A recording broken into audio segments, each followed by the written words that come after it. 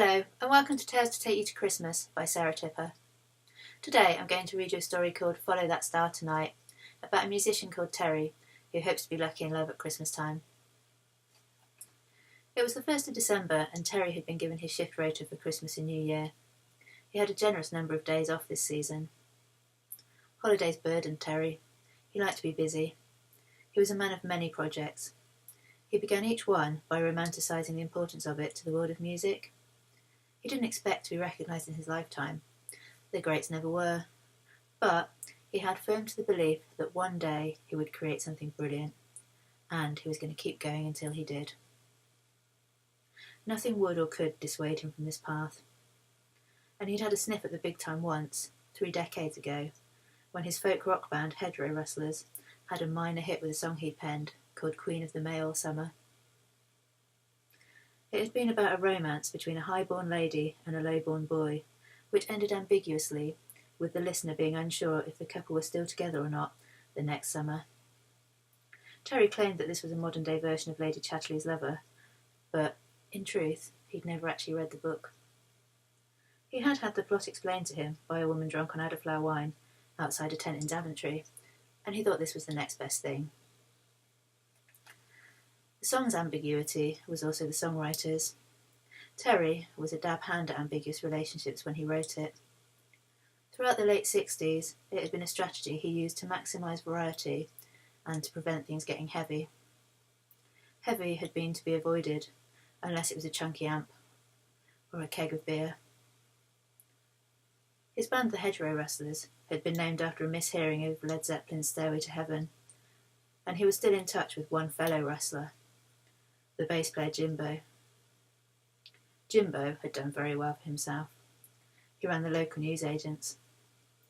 Jimbo's favourite joke was that, as a younger man, he'd wanted to make headlines, but now he was happy to sell them. Jimbo was Terry's best mate. They'd been together through thick and thin. Jimbo knew that if you saw Terry going about his quotidian business, calling in at the newsagent, walking to work, and so on, you'd be forgiven for thinking of Terry as a slightly shabby man. However, Terry took on a celestial quality when he played guitar and sang. There was an alchemy that made you look past his missing shirt button, his tired eyes, and his minor paunch, and let his talent shine through. Terry worked 4 nights a week as a security guard. He knew he was working for the man. He knew on one level he was selling out. He was keeping himself in a flat that was tiny, but cosy enough. When people asked Terry what he did, he said he was a singer-songwriter who supplemented his income by working as a security guard. He'd made a deal with himself that as long as he was a singer-songwriter first, then he wasn't a total square or a heavy breadhead. He knew that one day someone would want to produce his rock opera based on the book Emmanuel, or would see the value in his 3 big box files full of song lyrics. Tonight, Terry prickled with the static electricity of anticipation. He was getting dressed, ready to go to an open mic night to try out some new material. He'd once written a song called Open Mic about a guy he knew in the 70s who was broad-mindedly trying everything sexual and pharmaceutical he could get his hands on. For some years, Terry was stuck on the last verse because he couldn't find anything to rhyme with herpes. Terry always wanted there to be a basic truth to his songwriting. Once dressed, Terry made the cold journey to the warm pub. He'd seen so many pub back rooms that they were the screensavers his brain. He felt at home in a pub back room, and he hoped, in fact, that heaven was a pub back room. At the bar, he found himself talking to a telescopic ex-girlfriend. She was so far back he could hardly remember her for the first 5 minutes. She seemed pleased to see him, which reassured him. Some of his ex-girlfriends weren't so thrilled. He'd put the love light out in many eyes with his philandering, or with just plain old staying out late drinking. Terry's liver had turned traitor on him in his early 50s, and he couldn't drink more than a couple of pints a night now without paying for it heavily the next day. He was still in his 50s, but only just. He looked her up and down. She had a lot of silver jewellery, a long black crushed velvet skirt, a deep purple t-shirt 2 decades old, and a handbag with fringing. She was in good nick, he thought, still slim and with a lively laugh that if you heard it once, you'd crave hearing it again. He would test the water by asking her star sign, but he thought he'd got her number all right. He'd let her tell him about all sorts of New Age stuff, and then he'd claim that he was spiritual, but not religious, because, religion causes so much violence, so much senseless violence, and then he'd pause here to look pained and sensitive, and then he'd say he was a lover, not a fighter. He'd go over to the jukebox and put on Fleetwood Mac's Everywhere, and then he'd look into her eyes. Before she knew it, she'd be undressing in front of his 2-bar coal effect fire while he simultaneously thanked science for Viagra and tried to forget he needed it. She looked at him, unaware of the part he'd just allocated her in his life. "What was that song you had? Something about the Queen of the May?" "I loved that song," she said, with a wistful smile. That was Queen of the May all summer. It's a little piece of my past, that is. I'm surprised anyone else remembers it." "It was great, really great," she said. "Well, it wasn't a bad little tune, even if I do say so myself." "So, are you a musician?" he asked. "No, nothing so exciting. I work in the local library," she replied.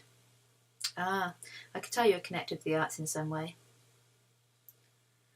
"Popular music nowadays, it's all rubbish though, isn't it? Not like in our day," she said.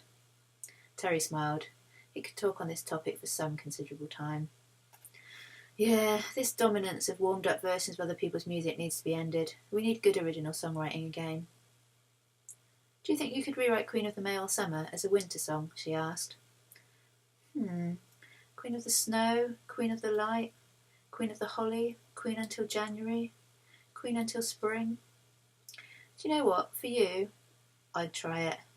Come back to the open mic night next week and I'll play it for you." He kissed her hand and left, and she was charmed. She thought. He didn't know her name. That's what you get for pretending to remember someone better than you actually did. She was lovely, and he'd felt temporarily unworthy. It had been a long time since he'd had his musical talents praised by a woman. Terry tinkered with his lyrics all week, until Queen of the Holly Till Spring was perfect. It was a tale which began with love burning bright, and ended with it melting away after the festive season. He thought that it had the potential to be a tearjerker, and perhaps also a knicker loosener. He showed the lyrics to Jimbo, who paused to read them on top of a pile of Daily Mirrors he was marking up for the paperboy. Jimbo approved them, and he even agreed to come along to the open mic night. Mrs. Jimbo didn't much approve of pubs or of Terry, so getting Jimbo out was a treat and a tonic. The great thing about December, thought Terry, was that you sometimes saw people who didn't venture out for most of the year. Terry wondered if his telescopic ex-girlfriend would be there again. He really hoped so. Lately, he hadn't so much been avoiding temptation as temptation avoiding him. On the next open mic night, Terry and Jimbo walked to the pub. Terry cast his eyes around, and yes, she was there. She greeted Terry, and she introduced herself to Jimbo. Her name was Jan.